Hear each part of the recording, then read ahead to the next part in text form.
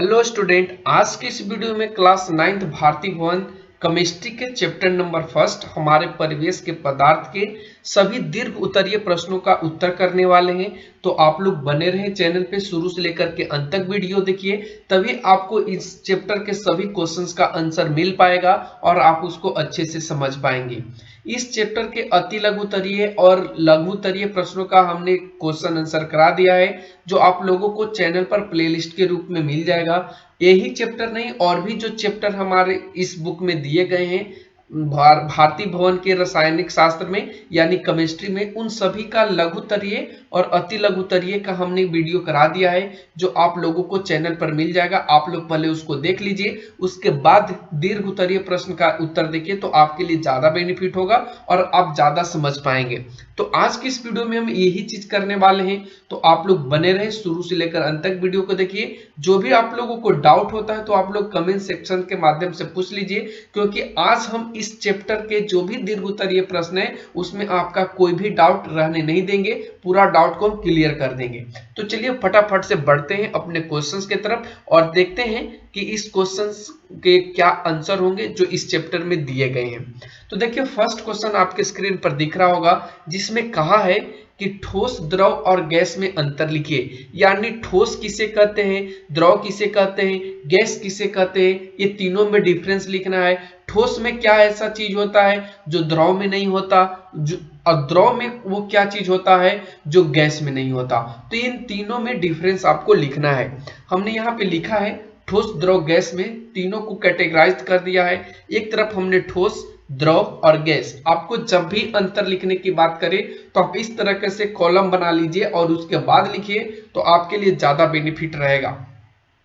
सबसे पहले हम लोग ठोस की बात कर लें तो ठोस पदार्थ वह होता है जिसकी आकृति और आयतन दोनों निश्चित होता है।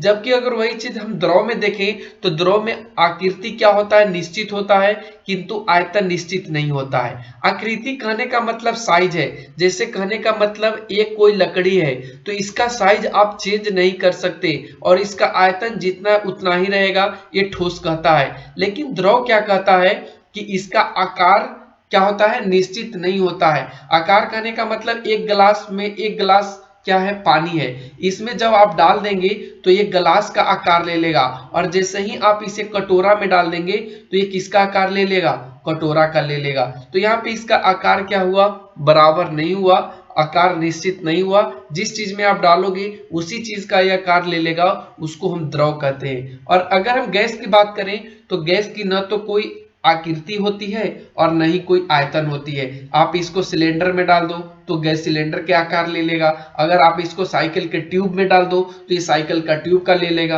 अगर आप इसे गुब्बारा में डाल दो तो ये गुब्बारा में ले लेगा। ठीक है, तो यही चीज होता है गैस। तो तीनों में आप डिफरेंस समझ पाए होंगे क्या क्या डिफरेंस होता है। फिर अगर सेकेंड पॉइंट की बात करें तो सेकेंड पॉइंट में हमने लिखा है कि ठोस पदार्थ का जो घनत्व होता है वो उच्च होता है। घनत्व का मतलब आप समझते भी होंगे जब आप इस चैप्टर को पढ़े होंगे। तो फिर उसी तरीके से द्रव का जो घनत्व होता है वो ठोस के घनत्व से क्या होता है, कम होता है। और जो गैस का जो होता है ना, जो गैस का होता है, ये ठोस और द्रव दोनों के तुलना में गैसों का जो घनत्व होता है वो बहुत ही कम होता है, बहुत ही निम्न होता है। फिर उसके बाद नंबर 3 पॉइंट में हमने लिखा है कि ठोस पदार्थ के जो द्रव्यमानक होते हैं, द्रव्यमानक और क्वथनांक आप समझ पाते होंगे, क्योंकि क्वथनांक क्या होता है ये चीज आपको इस चैप्टर में पढ़ाया गया है। अगर आप लोगों को नहीं पढ़ाया गया है तो आप लोग कमेंट सेक्शन के माध्यम से लिखिए, हम आपको इन सभी जो एग्जाम में पूछे जाते हैं जैसे कि द्रव्यमानक, क्वथनांक, वाष्पन, ये सभी का हम यहाँ पे आपको वीडियो उपलब्ध कराएंगे। सिर्फ आप लोग एक काम करना, चैनल पे आप लोग चैनल को सब्सक्राइब करना है और इस वीडियो में आप लोग कमेंट सेक्शन के माध्यम से जरूर लिख देना कि आप लोगों को प्रॉब्लम क्या आ रही है, दिक्कत कहाँ पे हो रही है। ठीक है, तो हम आगे आने वाले वीडियो में उसको सुधार करेंगे और उसी चैप्टर से रिलेटेड आपको वीडियो हम इस चैनल पे प्रोवाइड कराएंगे। तो आप लोग थोड़ा सा अपना मतलब जो भी दुख दर्द हो आप शेयर जरूर कीजिएगा।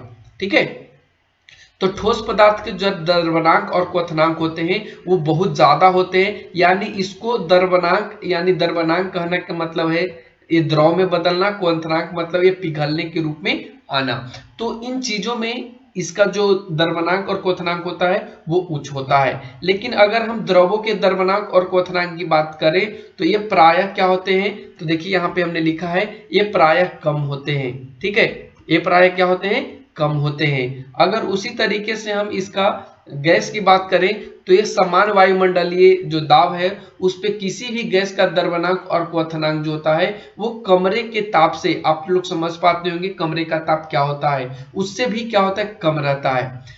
ठीक उसी तरीके से और भी इसमें हमने यहाँ पे डिफरेंस लिखा है कि ठोस पदार्थ कठोर और दृढ़ होते हैं, द्रव पदार्थ तरल होते हैं, और गैस पदार्थ को आप तो देख ही नहीं पाते हैं तो इसको क्या बता सकते हैं। ठीक है, तो इस तरीके से आपको यहाँ पे डिफरेंस लिखना था। आप 3 ही लिखोगे तो कोई दिक्कत यहाँ पे आने वाली नहीं है। अब बढ़ते हम लोग अगले क्वेश्चन नंबर 2 पे, जिसमें कहता है कि गैस के विशिष्ट गुणों का उल्लेख कीजिए, यानी गैस के विशिष्ट गुण कौन कौन से हैं ये आपको लिखना है। तो हमने यहाँ पे लिखा है कि गैसों के विशिष्ट गुण का उल्लेख कुछ इस प्रकार से है, जिसमें हमने कहा है कि इसके जो कणों के बीच अंतराणु का स्थान होता है वो बहुत ही कम होता है। फिर गैसों को आसानी से आप दबा सकते हैं क्योंकि इसमें जो संपीड्यता होता है वो बहुत अधिक होता है।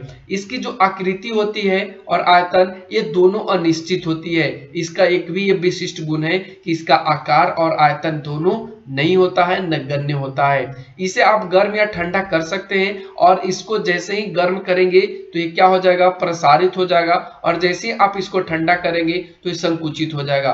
कहने का मतलब क्या है, प्रसारित का मतलब क्या होता है कि जैसे आप गैस को गर्म करेंगे तो ये तरल अवस्था में ये आ जाएगा, और जैसे ही आप इसको ठंडा करेंगे तो ये क्या हो जाएगा, हल्का ठोस के रूप में आ जाएगा। ठीक है, हल्का ठोस के रूप में ये आ जाएगा। तो ये चीज होता है गैस। ठीक है, आप समझ पाए होंगे। अब बढ़ते अगले क्वेश्चन नंबर 3 पे। क्वेश्चन नंबर देखिए 3 कहता है क्या वायु को संपीड़ित किया जा सकता है, एक कार्यकलाप के साथ वर्णन करें। तो हमने लिखा है कि हाँ, वायु को संपीड़ित किया जा सकता है। आप लोग कमेंट सेक्शन में बताना कि क्या पानी को, क्या द्रव को संपीड़ित किया जा सकता है, हाँ या ना। कमेंट सेक्शन में इसका जवाब जरूर चाहिए मुझे, और आप लोग जरूर देंगे इसको। ठीक है, अब यहाँ पे हमें कार्यकलाप लिए हैं जो आपके बुक में ही दिया है, उसी को हम यहाँ पे समझाने की कोशिश किए हैं। ठीक है, कहता है कि 10 ml का एक सिरिंज ले लीजिए, लेकिन हम यहाँ पे 10 ml का एक सिरिंज लिया है, आप लोगों को दिख भी रहा होगा। ठीक है, सिरिंज के मुंह को रबर के कागज में घुसाकर उसे बंद कर दीजिए। तो देखिए यहाँ से रबर में घुसा दिया गया है और उसे बंद कर दिया गया है। ठीक है, अब सिरिंज के पिस्टन को बाहर निकाल लीजिए। अब ये सिरिंज का जो पिस्टन होता है जिसको हम लोग खींचते हैं, ठीक है, सुई भी देने के लिए, ठीक है, सुई देने के लिए खींचा जाता है ना, तो इसको क्या करना है, आपको ऊपर की ओर खींच लेना है। ठीक है, ताकि संपूर्ण सिरिंज के अंदर हवा प्रवेश कर जाए और इसके अंदर क्या हो जाए, वायु के कण प्रवेश कर जाए। देखिए दोनों में प्रवेश किया हुआ है, ये जो बूंद बूंद आपको दिख रहा है यहाँ पे लिखा भी है कि वायु के कण है। ठीक है, अब पिस्टन को पुनः सिरिंज में घुसा दीजिए और फिर इसको क्या कीजिए, पिस्टन को फिर से इसी में घुसा दीजिए। देखिए दोनों में घुसाया गया है। ध्यान रहे कि पिस्टन में कोई रिसाव न रहे। आपको इस तरीके का पिस्टन लेना है जिससे हवा बाहर ना निकले, इस तरह का पिस्टन लेना है।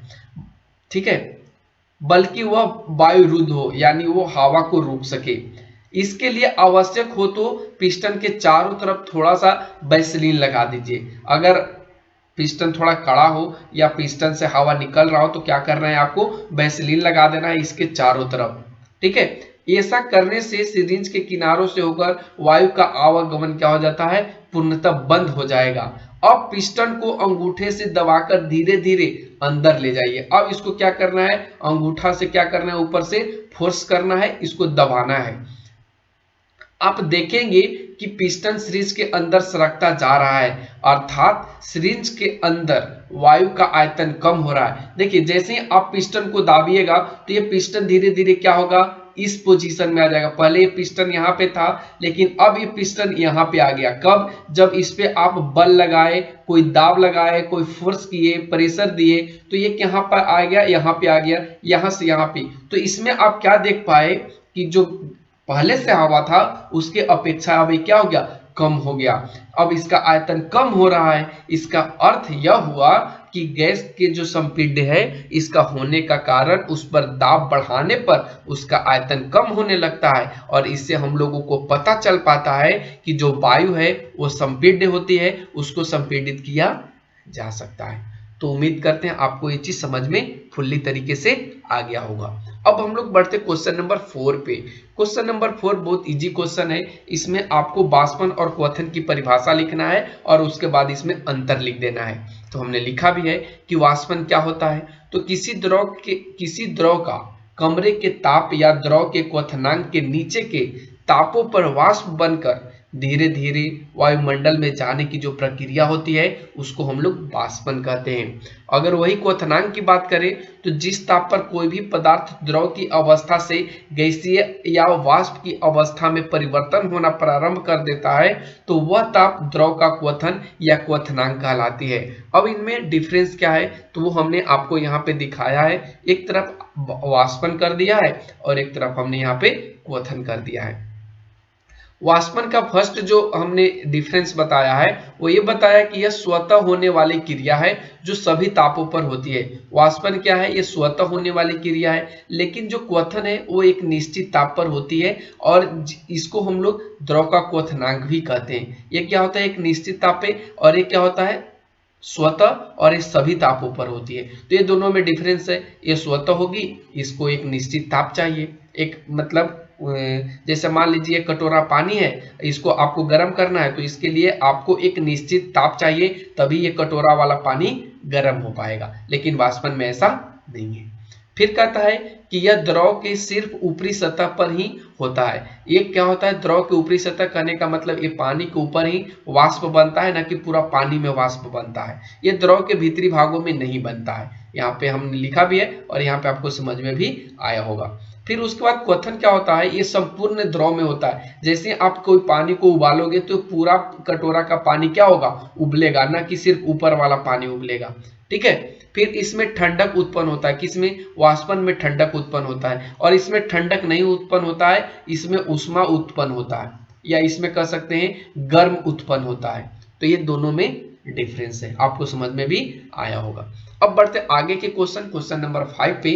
क्वेश्चन नंबर 5 कहता है कि वाष्पन को प्रभावित करने वाले कारणों का उल्लेख कीजिए। यानी वाष्पन को प्रभावित कौन कौन कारण है जो करते हैं, उनको प्रभावित करने का मतलब रोकने का काम। ठीक है, वाष्पन को रोकने का काम कौन कौन करता है, इसके बारे में आपको लिखना है। तो देखिए हमने यहाँ पे लिखा है कि वाष्पन को प्रभावित करने वाले कारण निम्नलिखित हैं, जिन्हें फर्स्ट कारण को हमने बताया है, उसका नाम है द्रव की प्रकृति। यानी द्रव की प्रकृति क्या है, द्रव किस प्रकार का है। अगर द्रव का क्वथनांक जितना कम होगा उसका वाष्पन उतना ही तेजी होगा। कहने का मतलब जैसे मान लीजिए कि आपके पास ये वाटर है और ये वाटर जो आपका है वो नॉर्मल वाटर नहीं है। ठीक है, ये नॉर्मल वाटर नहीं है, पूरा गंदा है, या कह सकते हैं क्षारीय है, या इसमें और कोई भी चीज पदार्थ मिला हुआ है। तो इस कंडीशन से इसका जो वाष्पन होगा वो तेजी से नहीं होगा। पहले ये पहले क्या होगा, क्वथन का क्रिया करेगा और फिर उसके बाद वाष्प बनाएगा, तो इसमें थोड़ा सा देरी हो जाती है। ठीक है, तो ये चीज आपको यहाँ पे बताया गया कि जिसका क्वथनांक कम होगा वो उतना ही वाष्पन तेजी से करेगा। सेकेंड में हमने लिखा है द्रव की ताप। द्रव की ताप कहने का मतलब है कि आप जिस द्रव को वाष्प बना रहे हैं उस पे ताप आप जितना ज्यादा देंगे वो उतना ही तीव्रता से द्रव से वाष्प में परिणत होगा या द्रव से वाष्प में बनेगा। थर्ड में हमने लिखा है द्रव का पृष्ठीय क्षेत्रफल। द्रव की पृष्ठीय क्षेत्रफल जितना अधिक रहेगी, कहने का मतलब आप एक छोटा सा कटोरी में गर्म कीजिए, ठीक है, और एक आप इसी द्रव को आप एक बड़ा सा कटोरा में गर्म कीजिए, इतना बड़ा कंटेनर में या कटोरा में, किसी भी चीज में, एक कटोरी में कीजिए, छोटा कटोरी में, तो सबसे पहले कौन गर्म होगा, ये बड़ा वाला होगा। क्यों, क्योंकि इसमें ज्यादा क्या होगा, उष्मा मिलेगा। क्यों उष्मा मिलेगा, क्योंकि इसका क्षेत्रफल ज्यादा है और इसमें क्षेत्रफल कम है, तो यहाँ पे उष्मा कम ही मिलेगा ना, इसके वजह से। तो वही चीज कहता है कि द्रव का जो पृष्ठीय क्षेत्रफल है वो जितना ज्यादा अधिक रहेगा, द्रव का वाष्पन उतना ही तेजी से होगा। फिर उसके बाद आता है वायु का वेग। आप अगर हवादार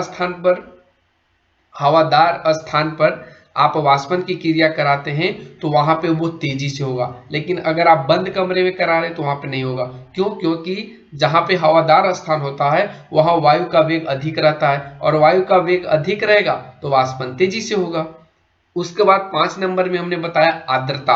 आर्द्रता को आप बहुत अच्छे से समझते होंगे। आर्द्रता में क्या होता है कि जब वायु ठंडा होगी या जब वायु आर्द्र होगी, आर्द्र का मतलब होता है हल्का ठंडा, हल्का ठंडा, ठीक है, या उसको कह सकते हैं शीत, ठीक है। तो जब आर्द्र वायु में आप वाष्पन करेंगे तो यहाँ पे बहुत कम होगा या वाष्पन की क्रिया बहुत धीमे चली जाएगी। लेकिन जब जो वायु होता है, वायु करने का मतलब हवा, जब हवा शुष्क होता है, शुष्क का मतलब गर्म हवा होता है, तो इस कंडीशन में जो वाष्पन की क्रिया है वो बहुत तेजी से ले लेगा। तो यही कारण है जिसके कारण वाष्पन प्रभावित हो जाती है। उसके बाद बढ़ते क्वेश्चन नंबर 6 पे। क्वेश्चन नंबर 6 कहता है कि एक कार्यकलाप का वर्णन करके बताइए कि द्रव के वाष्पन से ठंडक उत्पन्न होती है। कैसे उत्पन्न होती है ये आपको बताना है। तो देखिए, वाष्पन की क्रिया में ठंडक उत्पन्न होती है क्योंकि वाष्पन की क्रिया द्रव की सतह पर होती है। सतह पर के द्रव के कण द्रव के भीतरी भाग से उष्मा ऊर्जा ग्रहण करके अत्यधिक ऊर्जा प्राप्त कर लेते हैं, जिससे एक गैस के रूप में वायु में चले जाते हैं। इसमें द्रव का ताप कम हो जाता है और वह क्या हो जाता है? ठंडा हो जाता है, ठीक है। कार्यकलाप में आप देख सकते हैं, एक आप मिट्टी के सुराही ले लीजिए, ठीक है। आप एक क्या करिए, मिट्टी की सुराही ले लीजिए, इस तरीके से आप ले लीजिए मिट्टी की सुराही। आप लोग बना भी सकते हैं फिगर, कोई यहाँ पे दिक्कत नहीं आएगी, लेकिन हमने यहाँ पे नहीं बनाया क्योंकि आपको सिर्फ समझाना था। एक मिट्टी की सुराही ले लीजिए और इसमें आप क्या कर दीजिए, जल भर दीजिए। जल करने का मतलब पानी को आप भर दीजिए। इसका ताप पहले अंकित कर लीजिए कि इसका जो टेम्परेचर है वो कितना है। अब सुराही का मुंह ढक्कन से बंद करके छोड़ दीजिए। अब सुराही के मुंह को क्या कीजिए, ढक्कन से बंद कर दीजिए और कुछ समय तक छोड़ दीजिए। 2 या 3 घंटों के बाद सुराही के जल का ताप अंकित कीजिए। 2-3 घंटा के बाद आप क्या कीजिए, अब फिर से सुराही का जो जल है उसको आप फिर से देखिए कि इसका कितना इसका टेम्परेचर हो गया। तो आप पाएंगे कि जल का ताप पहले की अपेक्षा बहुत कम हो गया है। यानी मान लीजिए पहले 20 था तो अब ये आकर के 5 हो गया है। तो इससे पता चलता है कि सुराही का जल क्या हो गया है, ठंडा हो गया है। तो यही क्रियाकलाप के माध्यम से आप देख सकते हैं कि द्रव के वाष्पन से ठंडक कैसे होता है, किस तरीके से होता है। अब बढ़ते हैं अगले क्वेश्चन पे। क्वेश्चन नंबर 7 कहता है कि किसी क्रियाकलाप का वर्णन करके बताइए कि काली वस्तु सफेद वस्तु की तुलना में ऊष्मा का अवशोषण अधिक करती है। काली जो वस्तु है वो सफेद वस्तु के तुलना में ज्यादा ऊष्मा का अवशोषण करती है। तो इसके लिए हमने बताया है कि यह सत्य बात है, ये सही बात है कि काली वस्तु जो होता है वो सफेद वस्तु की तुलना में ऊष्मा ज्यादा लेता है। कैसे लेता है? तो आप एक क्रियाकलाप के माध्यम से देख सकते हैं। आपको क्या करना है, 2 थर्मामीटर लेना है। एक थर्मामीटर ए लीजिए और एक थर्मामीटर बी लीजिए। यहाँ पे जैसा कि लिए हैं, एक थर्मामीटर ए और एक थर्मामीटर बी। एक के बल्ब को सफेद कपड़ों से ढक दीजिए। जो नीचे बल्ब लगा हुआ होता है ना, उसको आप सफेद कपड़ा से ढक दीजिए जो यहाँ पे ढका हुआ है, ठीक है। और बी के बल्ब को आप क्या कीजिए, काले कपड़े से ढक दीजिए, जैसा कि आपको फिगर में दिखाया गया है। अब दोनों थर्मामीटर को धूप में ले जाकर के रख दीजिए। 15-20 मिनट के पश्चात दोनों को आप देखिएगा कि थर्मामीटर के पारे स्तर क्या उनका बताता है कि थर्मामीटर का पारा क्या है, ठीक है। देखने से पता चलता है कि जो थर्मामीटर ए है, यहाँ देखने से पता चलता है कि थर्मामीटर ए में पारे का स्तर काफी ऊंचाई तक पहुंचा। देखिए यहाँ पे ये थर्मामीटर ए है, ये यहाँ तक पहुंचा है, ठीक है। जबकि थर्मामीटर 20 की स्तर अधिक ऊंचाई तक पहुंच चुका है। ए का थर्मामीटर यहीं तक पहुंचा, जबकि बी का यानी इसका कम हुआ और इसका क्या हो गया, अधिक हो गया यहाँ पे। अर्थात थर्मामीटर ए में अंकित ताप कम और थर्मामीटर बी में अंकित ताप अधिक है। इससे यह स्पष्ट होता है कि थर्मामीटर बी के बल्ब द्वारा ऊष्मा का अवशोषण अधिक हुआ और थर्मामीटर ए के बल्ब के द्वारा ऊष्मा का अवशोषण कम हुआ। आप यहाँ पे देख पाएंगे कि यहाँ पे कपड़ा जो सफेद लपटा हुआ था इसके वजह से ऊष्मा का अवशोषण कम किया, लेकिन यहाँ पे जब ये काला लपटा हुआ था तो ऊष्मा का अवशोषण ये अधिक किया। तो इससे हम लोग स्पष्ट कर चुके कि जो भी वस्तु काला होगा वो सफेद वस्तु की अपेक्षा वो ज्यादा ऊष्मा को अवशोषित करेगा। तो ये चीज आपका क्लियर हो गया होगा। अब हम लोग आते हैं क्वेश्चन नंबर 8 पे। क्वेश्चन नंबर 8 कहता है कि पदार्थ की प्लाज्मा अवस्था पर एक संक्षिप्त टिप्पणी लिखिए। यानी पदार्थ की प्लाज्मा अवस्था पर एक आपको छोटा सा टिप्पणी लिखना है कि ये होता क्या है, इसका यूज कहाँ कहाँ होता है, ये किस तरीके से यूज होता है। तो हमने लिखा है कि प्लाज्मा अवस्था पदार्थ की चतुर्थ अवस्था है जो अब तक के ज्ञात पदार्थों की तीन अवस्था कौन कौन सा, ठोस, द्रव, गैस। ठीक है, ठोस, द्रव, गैस अवस्थाओं में से किसी के साथ भी समानता नहीं रखती है। यानी कहने का इसका मतलब है कि जो तीन अवस्था इसके साथ इसका कोई संबंध नहीं है, कोई रिलेशन नहीं है। प्लाज्मा अवस्था में पदार्थ अत्यधिक आयनीकृत होते हैं, यानी कहने का मतलब इसमें प्लस माइनस ज्यादा होता है, हमेशा आयनीकृत की गैस के रूप में रहता है। इसमें पदार्थ के कण अति ऊर्जावान और अति उत्तेजित अवस्था में रहते हैं। किसमें, तो प्लाज्मा के जो कण है इसमें अधिक ऊर्जा आपको देखने को मिलेगा और ये उत्तेजित रहता है हमेशा। इसका उपयोग प्रदीप्त ट्यूब कहने का मतलब यहाँ पे बल्ब के रूप में, ऐसे आप कह सकते हैं, बल्ब के रूप में किया जाता है। नियॉन संकेत वाले बल्ब के निर्माण में किया जाता है। प्लाज्मा की उपस्थिति के कारण ही जो सूर्य और तारे हैं ये चमकीले दिखाई पड़ते हैं। तो इस तरीके से हमने यहाँ पे प्लाज्मा के बारे में लिखा, यहाँ पे और से लिखा गया, आप और कर लेंगे। अब बढ़ते हैं अगले क्वेश्चन नंबर 9 पे। क्वेश्चन नंबर 9 भी बहुत इजी है। इसमें कहता है कि कारण बताइए।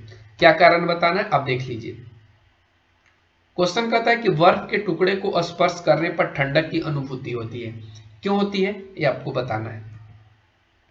हमने लिखा है कि बर्फ के टुकड़े को स्पर्श करने पर ठंडक की अनुभूति होती है इसलिए कि जब हम बर्फ को स्पर्श करते हैं तो बर्फ का वाष्पन होता है और उससे आवश्यक ऊष्मा हमारे हाथों से प्राप्त होता है, जिसके कारण हमें ठंडक की अनुभूति होती है। जब अपने हाथ से गर्मी किसी को देंगे तो उसके बदले में अगला क्या देगा, हमें ठंडा महसूस कराएगा। यही चीज होता है। फिर उसके बाद हमने यहाँ पे लिखा है कि मिट्टी के घड़ा या सुराही में रखा हुआ जल ठंडा हो जाता है। क्यों हो जाता है, तो ये हमने आपको ऊपर बताया था, यहाँ भी आपको बता देते हैं कि मिट्टी के जो सुराही होते हैं उसमें अनेक छोटे छोटे छिद्र होते हैं जिनसे होकर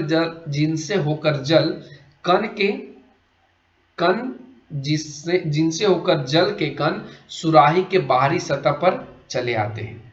वाष्पन से एक कण जल वाष्प के रूप में वायु में चले जाते हैं। इन कणों के वाष्पन के लिए आवश्यक ऊष्मा सुराही के जल से प्राप्त होता है, जिससे सुराही का जल क्या हो जाता है, ठंडा हो जाता है। तो इस तरीके से हमने यहाँ पे आपको बता दिया।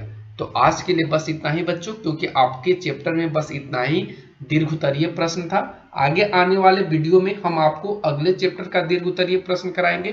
तो आप लोगों को ये कैसा लगा वीडियो कमेंट सेक्शन में कमेंट करके जरूर बताना। Thanks for watching, take care, bye bye.